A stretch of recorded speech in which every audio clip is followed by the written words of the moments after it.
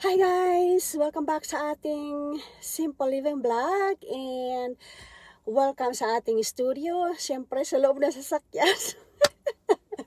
At katatapos ko lang din sa trabaho na naman at nakikipag-chika na naman ako sa inyo ngayon. So and today's topic is about something I've been thinking about lately. Bakit nga ba maraming nagva-vlog ngayon guys? Maraming mga vloggers. At ang caption natin ngayon is, one view is worth it.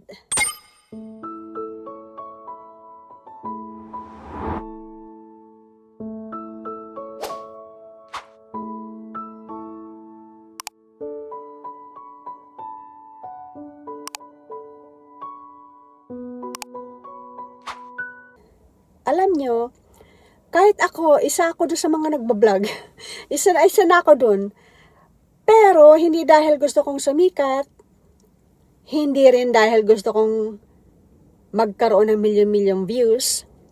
Of course, kapag may nanonood, sobrang saya ko na nun.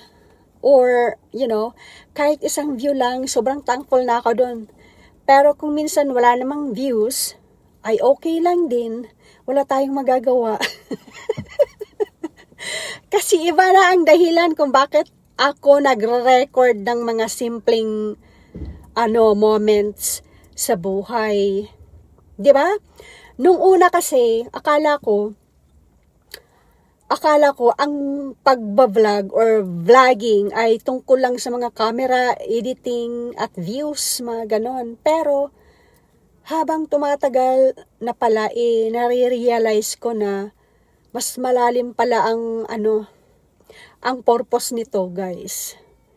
Para siyang personal diary or journal sa araw-araw na nagaganap sa sarili mo. Hindi lang nakasulat, kundi naka-video pa. Nakikita mo kung paano ka nagbago sa araw-araw, sa buwan-buwan, sa years na lumilipas.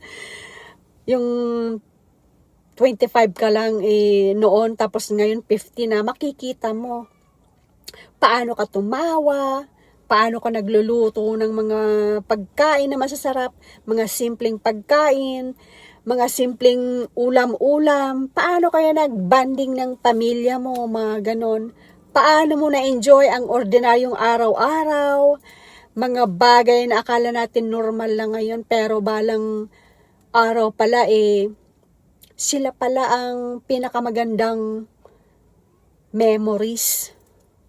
Parang photo album, long time ago, na kinikip mo lang mga pictures, mga pictures lang, hindi gumagalaw. Pero ito, with emotions, with movements, mga ganun. So ako, excited na ako sa retirement ko. Hindi dahil gusto kong tumigil lang sa trabaho. Excited ako dahil magkakaroon ako ng mas maraming oras gawin ng hobby na talagang gusto kong gawin sa araw-araw. Isa na doon ang paggawa ng videos. Hindi ko iniisip na kung magiging viral ba, mga ganun. Hindi ko rin iniisip kung kikita ba. Bonus lang yun kung kumita. Ang importante para sa akin, may collection. May collection ako ng buhay ko na nangyayari sa araw-araw. Lahat ng videos na ginagawa ko, kasama ang family ko syempre. So nakikita ko doon sa video, asawa ko, anak ko, o family ko, mga relatives ko, mga lugar na napupuntahan namin, mga ganon. Mga simpleng pagkain na kinakain mo na sa araw-araw, na niluto mo talaga, mga tahimik na umaga, mga ganon, kakape-kape sa beranda. Mga ordinaryong araw na lahat ng yon ay magiging remembrance balang araw pag tumanda ka. So parang photo album nga, sinasabi ko sa inyo kanina, parang ganon. Pero gumagalaw, yun lang ang pagkakaiba. May boses, may emotions, may kwento, may umiiyak, may tumatawa. Minsan naiisip ko, pagdating ng panahon, kapag matanda na kami, mga ganun ba, pwede naming balik-balikan ng mga videos na to, you know. Tapos, at masasabi namin na, naalala mo ba to nung araw? Na video na yan? Naalala mo ba yan ng araw na yan? Mga ganun question. Ang saya pala natin kahit simple lang, pamumuhay. Mga ganun.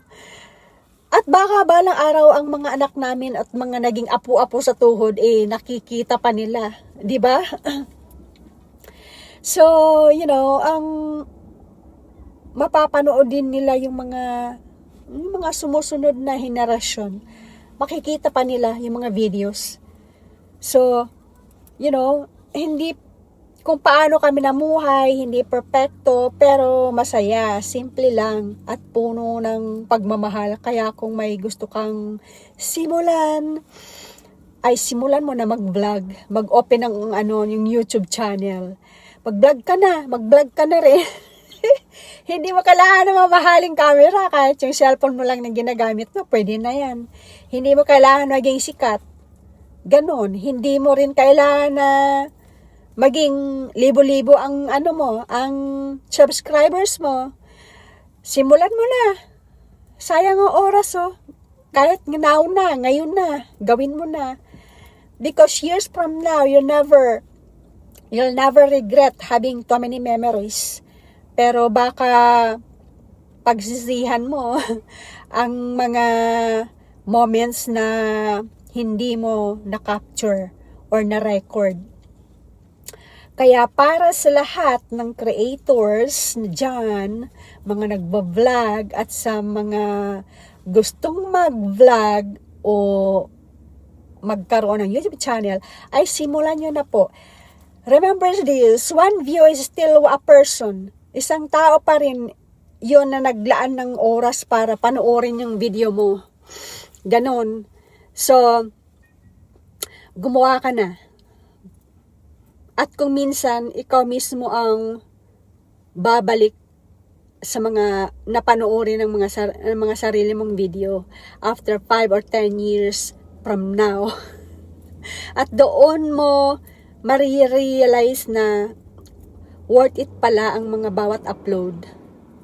Kahit isang view lang, because in the end, we're not only creating content, we're preserving memories. Yes, we're documenting our life, and for me, that is more valuable than any number of views. So, kung wala ka pang YouTube channel at gusto mong mag-vlog rin, simulan mo na. Kahit wala kang subscriber, kahit ayaw nila mag-subscribe sa'yo. You know, kahit nag-subscribe man nila sila, tapos nag-unsubscribe, it's okay. No hard feelings, guys.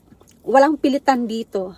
If you enjoy this simple living conversation, please don't forget to like and subscribe, guys, and I'll see you on the next Simple Living vlog. Take care, everyone, and remember this, every simple day is a story worth keeping. Kaya kung wala ka pang YouTube channel, ay gumawa ka na ngayon na. Yes, sinasabi ko ngayon na. Ayan, ngayon na, gawa ka na. Gusto mo turuan pa kita? Okay, bye. See you in the next one, guys.